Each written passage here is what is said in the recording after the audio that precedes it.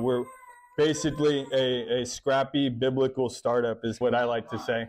And all for God's glory. We started this church December 2nd of last year. Within that time, we've averaged about 21 people every single week. With that amount of people, we've raised over $18,000 in kingdom building funds, and about 57% of that was from our initial fund raising. So we've nearly doubled that initial offering in our weekly gatherings, which is awesome. That has allowed us to do everything from purchasing Bibles that we have here. We also use those when we're evangelizing. I have some in my car just in case we ever encounter somebody that doesn't have a Bible, which is awesome. It covers the rent for our space. It allows us to invest in things like signage that you see outside our door and on the streets. I know there's at least 3 families that came just by seeing the signs, which is awesome. In addition to all that, it's also allowed us to invest in digital tools that allow us to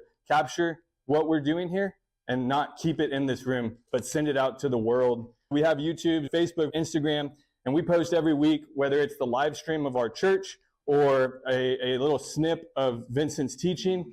Just by doing that alone, we've had 12,000 total views across every one of our platforms. And maybe 10,000 of those were from Vincent, but a little bit more meaningful metric is the number of unique accounts reached.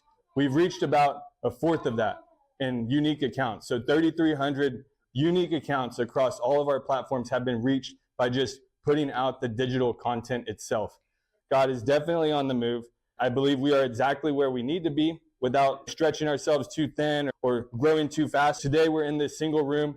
We have kids and adults. We have one ministry. We have YouTube worship going on, and we're at the mercy for the Wi-Fi of our facility. I do believe that one day we will have our own building. We will have multiple services, a children's ministry, a worship team. But just look at what we've been able to do with what we have. It's definitely beautiful. And we should all thank God for that.